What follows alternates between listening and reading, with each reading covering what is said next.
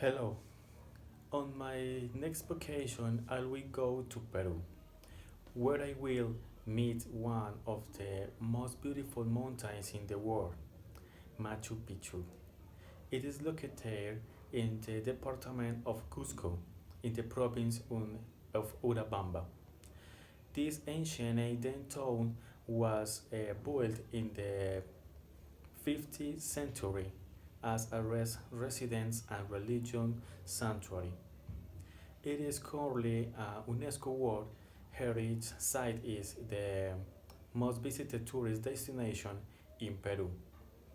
When I am there, I will go up to Guayana Picchu, visit La Puerta del Sol and Itihuatana, which is known as the Sundal structure carved out of rock that in times of the Inca South uh, have served as an astronomical calendar.